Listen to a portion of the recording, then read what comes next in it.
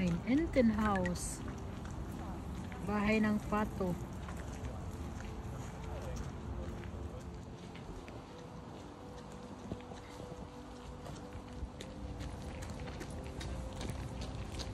Lächel mal.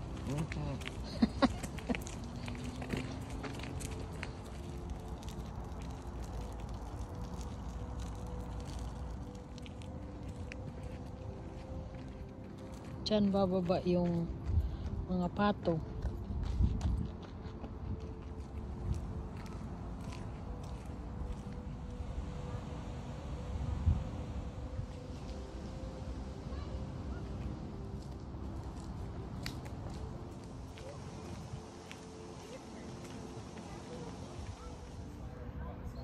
Iyan ang restaurant Astoria.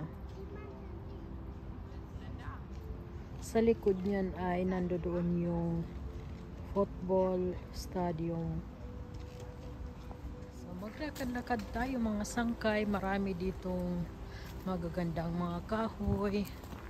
Yung dinadaanan namin ay napakaganda at maano dito. Hindi masyadong maraming tao.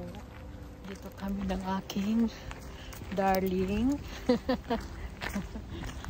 Harald pag kay camera. So, dito kami maglakad sa Mongos. Wie heißt der hier, Schatzi? Stadtwald. Tingnan nyo, oh, napaka peaceful dito. Tahimik. Yan, minsan may mga tao. Kasama yung mga aso nila. Tapos may mga upuan dito, oh.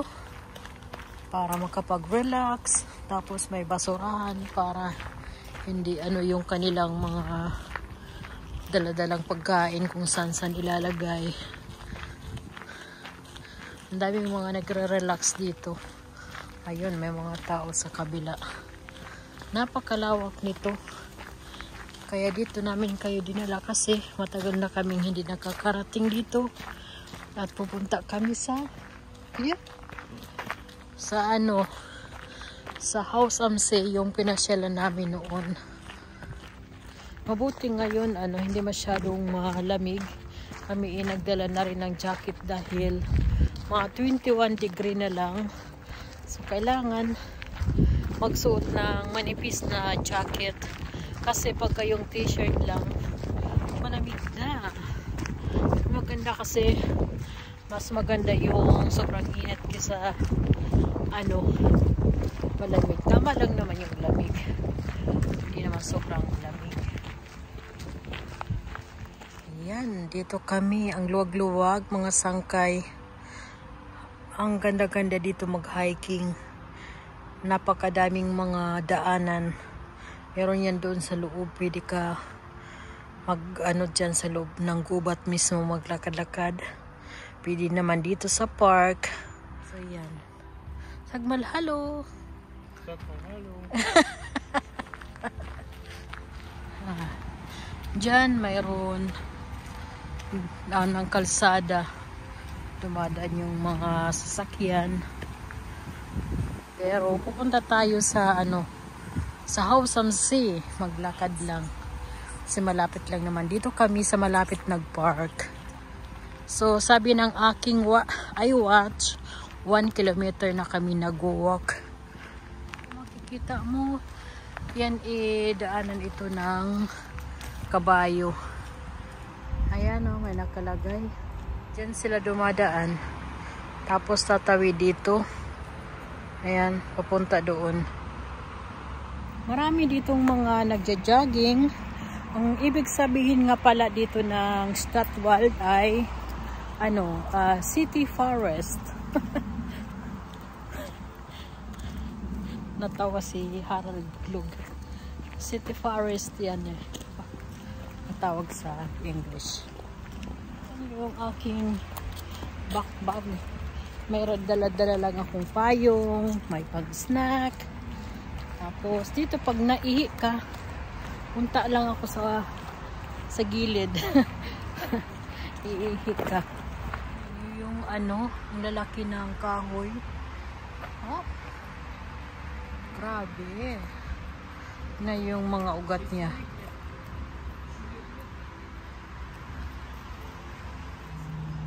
Tingnan niyo mga sangkay. Oh, ang laki-laki ng kahoy. Grabe. Yung mga ugat, oh. Tapos ayan. May ano dito, fields eh. Mushrooms. May mushrooms.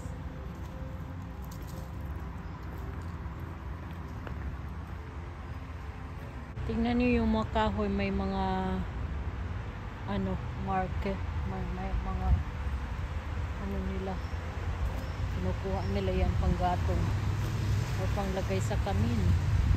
Ang maganda lang dito mga sangkay sa ano, sa wild or forest ay inaano nila, pinapanatili nila yung ano ng gubat, hindi nila inaano, pinuputulan, kaya ay pinuputulan naman pero hindi yung ano, pinapalitan din nila pagka pinuputulan.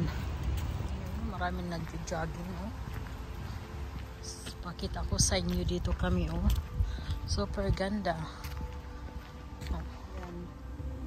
Pwede ka umupo doon.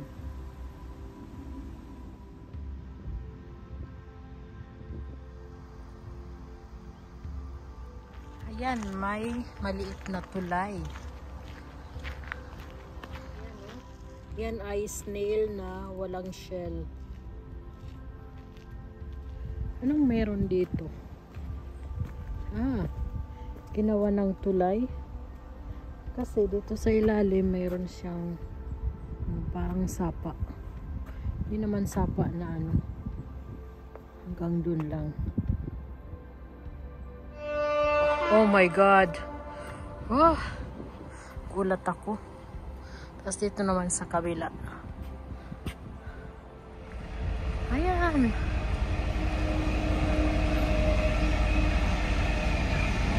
May dumadaan na train.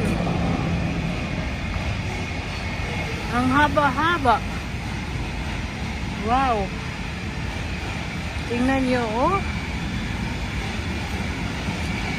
Ang haba niya. Wow. Hanggang dyan. Uli, bagot. Ang haba, oh. Ayan. Baba tayo dito. Tingnan nyo yung kahoy. Ano na siya. Yung kalahati, nakatabingi na. Pero buhay pa rin. Yan ay naka 2 kilometers na kami naglalakad. 40 minutes. Yan yung mga lagay ng basura. Glass. May green, white, brown glass. Tapos ito naman ay para sa ano, pag nag-grill ka, yung uling dyan mo ilalagay. Tapos dito naman yung mga ano, basura, na mix na basura. Yung sa likod maraming mga ano doon, grill.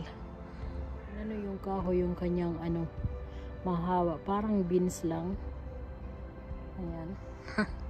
Yung kahoy, yung kanyang pinaka ano, bulaklak or bunga. So yan mga sangkay, nandito na kami sa House and See.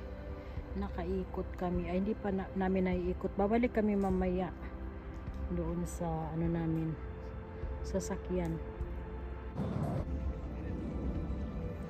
Nandito na kami sa House and See. At dito sa House and See pwede kang kumain. Yan ay isang restaurant. At pwede din kang mag-rent ng paddle boat. Ito yun ang ginagano. It's kind paddle boat? Trade boat. Trade boat, yeah, sorry. Yung inaano pala. Yung yung inaapakan pala, hindi yung paddle boat. Paddle boat yung may ano yan. So, anong tawag doon? Yan yung inaanuhan. Oh, gatot. Yung treat boat ang tawag yan dito. Pala. So mag-ano tayo at babalik na tayo doon sa pinagparkingan namin. Yeah. Mga sangkay, babalik na kami doon sa pinagparkingan namin at medyo na rin, grabe, we haven't shown ng oras na 2 kilometers pa lang, may 2 kilometers, medyo natagalan kasi nag-film ako at napakaganda dito mag lakad-lakad mga sangkay.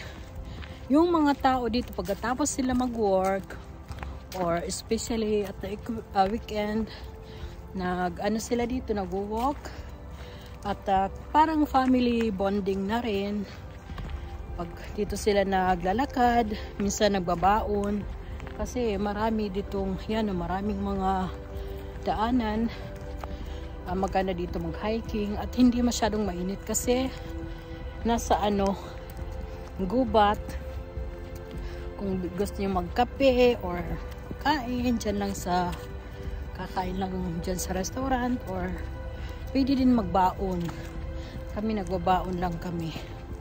Okay mga sangkay, thank you for watching. Bye bye.